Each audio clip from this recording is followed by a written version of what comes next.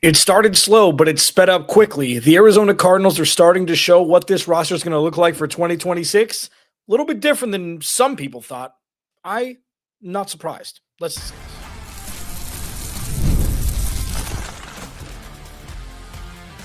You are Locked On Cardinals, your daily Arizona Cardinals podcast.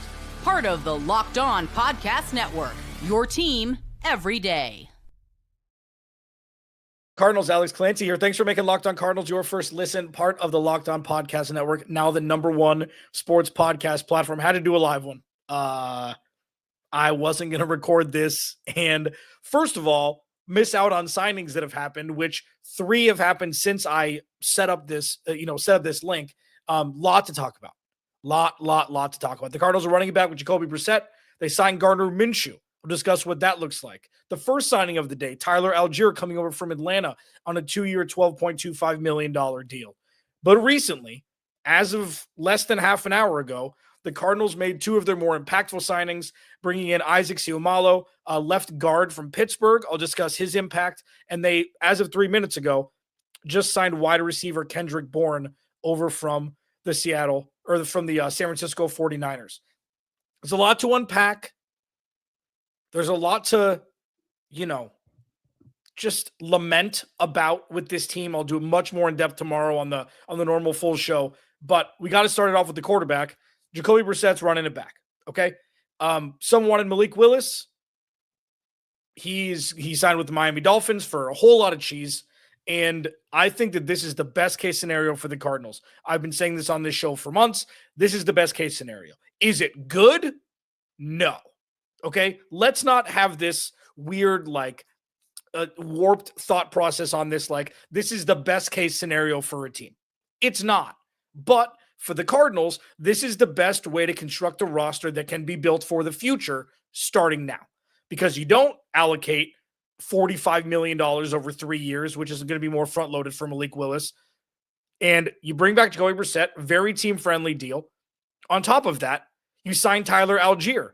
2-year, $12.25 million, which is almost $10 million less per year than what Jeremiah Love would have cost you, drafting him number 3 overall due to the rookie scale contracts that, diminish from 1 all the way down to 10 and then beyond from there.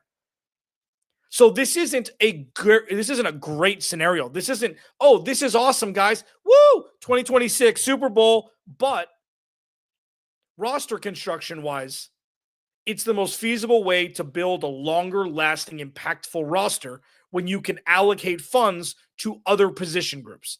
It's reverse engineering like they have a quarterback on a rookie scale contract that they drafted in the 3rd round. You're reverse engineering a roster. So when you have needed pass rush and you have big-time need at offensive line, and you had need at running back, it seemed. I know they brought James Conner back on that reduced contract, but you don't know what Trey Benson's going to be. You don't know if he's going to be healthy or not. When I saw that Tyler Allgeier was actually not going to be retained, his services weren't going to be retained by the Falcons, I was like, man, the Cardinals should sign him. Never thought it would happen. I thought he'd go to Seattle or go to Baltimore or go somewhere like that where running backs like him go. The Jacoby Brissett thing for me is the right move as a springboard for the future. Is it going to be a tough sell for 2026? Probably. Have we seen what Jacoby Brissett can be with a good offensive line in a run game with these position players? No. Do we know if Michael LaFleur is going to know what the hell he's doing? No idea. But the controllables, and I talked about this right when they hired Mike LaFleur, the controllables, you want stability in spots where you don't have to overthink it. Again, Jacoby Brissett is not going to be a Pro Bowler in 2026, but Jacoby Brissett is a stable force. You know exactly what you're going to get every week. It's not great. It's not awful. And I know 1-11 is tough to stomach when I discuss something like that. But you know that you're going to get a B- student every single time there's a test. And it's on Monty Ossenfort et al. To build this roster out to be able to handle the situations that come with a B- quarterback. You improve the offensive line, and they took a big step with that. I'll dive deeper into Isaac Seumalo in a minute. But you add the offensive line help. You bolster it. Now you have a two-headed monster of James Conner and James Conner light, pretty much. For those that don't know who Tyler Allgeier is, that's fine. Just YouTube Tyler Allgeier clips 2025. The dude is a mauler. He can run the outside zone system that Mike LaFleur is going to implement. The Rams ran the outside zone setup 4 times more than the average last year. You've got guys who are going to be able to run this system now. What's the best friend for an average quarterback? A good run game and time to throw the ball and a good defense. But when you're looking at Mike LaFleur, first-time head coach, you bring in Nat Hackett, and you see Jacoby Brissett as a stable force in the backfield that you can work with, that you can mold with this offense. I take that eons over Malik Willis, where he's an unknown. Okay, great. His trajectory for what we've seen from him in the small sample size, people like, the analytic guys like, and gals like, that's great. I'll take a B- over what could be a D+. So you look at him, you look at Jacoby. It's like not everybody's happy. I'm not saying it's the best move. I'm saying it's the right move for the Cardinals to stabilize things when they figure out what the hell else to do. It's not like they had all these options. Oh, yeah, 3 first-round picks for Joe Burrow? Sure. There's so many different ways you could have looked at this, but it's the KISS method this offseason with a first-time head coach and a team that's reeling from whatever the hell happened last year. Bringing Jacoby Brissett in, you bolster the offensive line, you bring what's set to be the RB1 you would think. Unless for some reason they cut James Conner, they make him RB3 because Trey Benson shows out in camp. You've got that skill position group with Trey McBride, Marvin Harrison Jr., Michael Wilson, and now Kendrick Bourne. If you add offensive line talent on the right side, this offense, even with Jacoby Brissett, is top 20. It's top 20. Again, this is incomplete. But a stable force for a first-time head coach with Jacoby Brissett, who's respected and been around for a long-ass time. I think it could have been a lot worse, especially for the price point.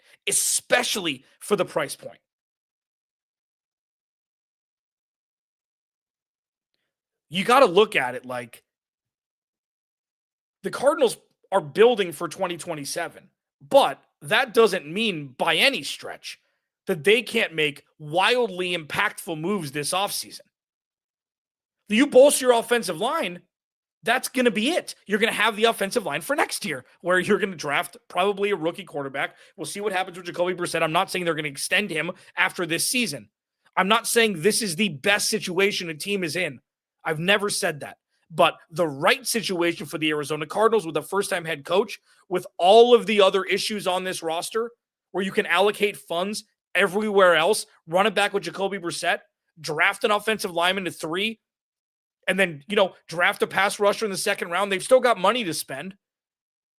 This was an above average day for the Arizona Cardinals from what we thought it could have been, in my opinion. Time will tell. We have no idea. But what I do know is Tyler Allgeier, Jacoby Brissett, and Isaac Seumalo. That's a 3-headed signing in one day that benefits the Cardinals significantly more than it impedes their growth. We are talking on a massive curve here.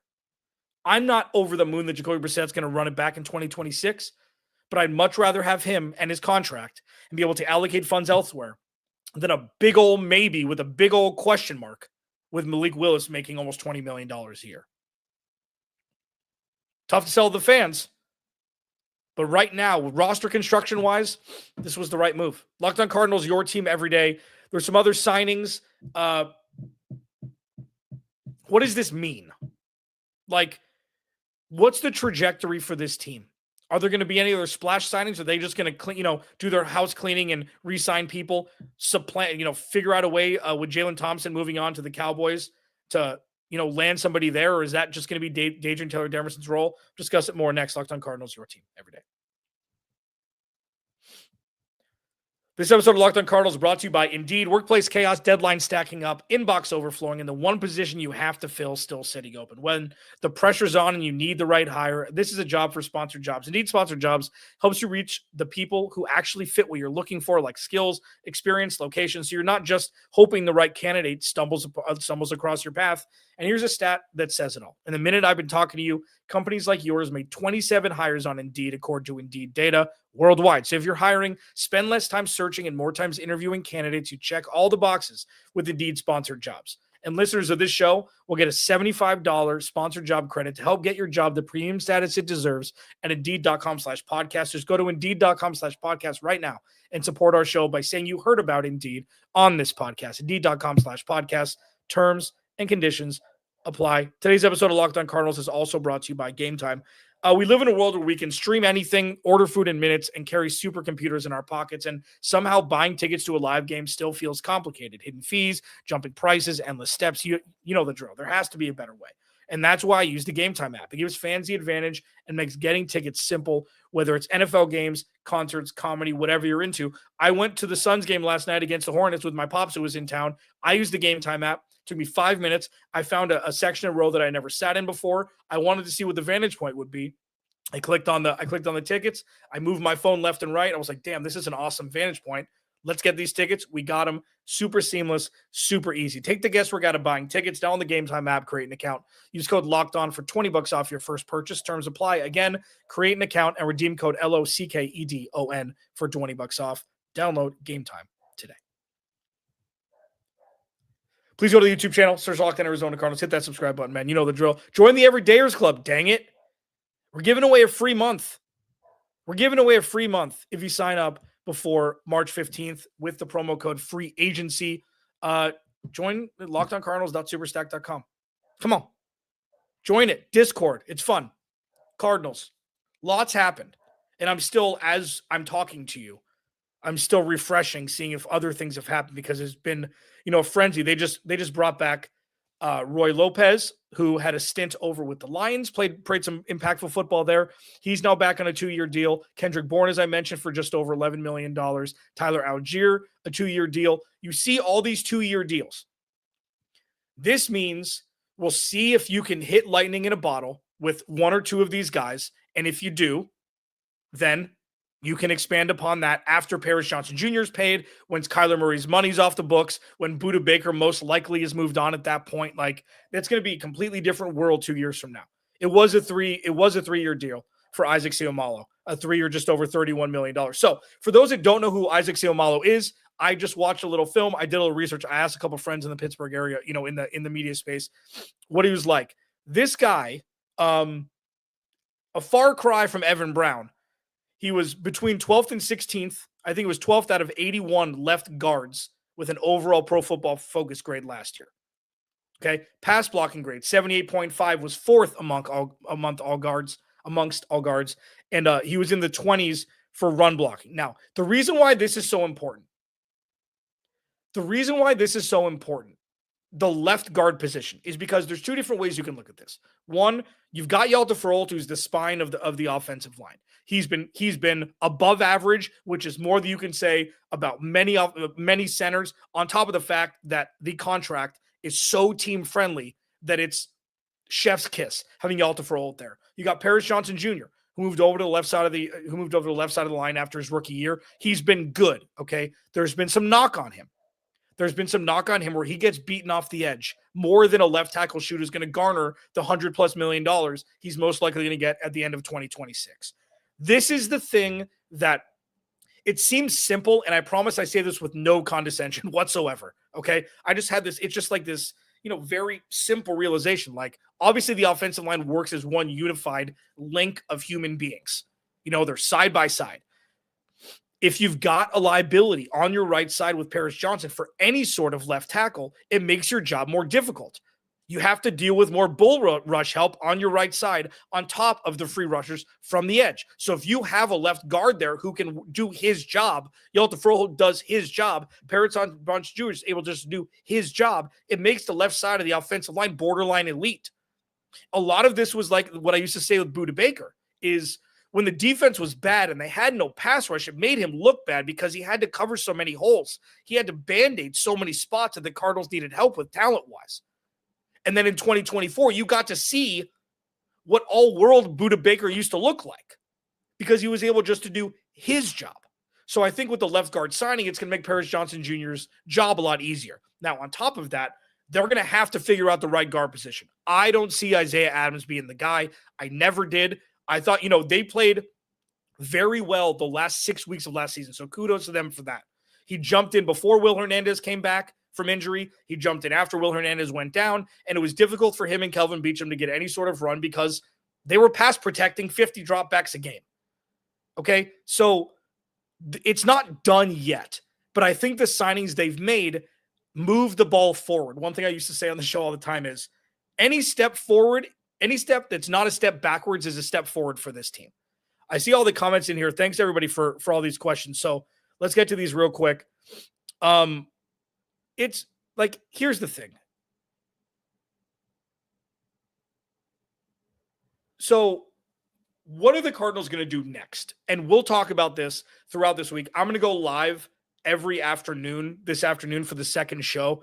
Please check out the morning show. I apologize ahead of time for those who haven't watched it. I did a whole segment on Malik Willis, and as I launched the show, Malik Willis signs with Miami. So apologies for that. Where do they go from here? I think it's very simple. Obviously not easy to execute, but to me, simplicity-wise, you bring in the best right guard you can. You bring in Joel Bitonio if you can. Like, I know Zion Johnson, I think Zion Johnson played left guard, but he signed with Cleveland earlier. When I say quite literally, if you fix the offensive line, everything will get better a lot more quickly. That's just it. Bring in a right guard. And listen, if you want to bring in the best if you want to go out and get Braden Smith and pay him premier money, you know what? That's a choice, and you can draft a pass rusher at 3 overall if you want. Like, right tackle and left tackle make almost the same amount of money now.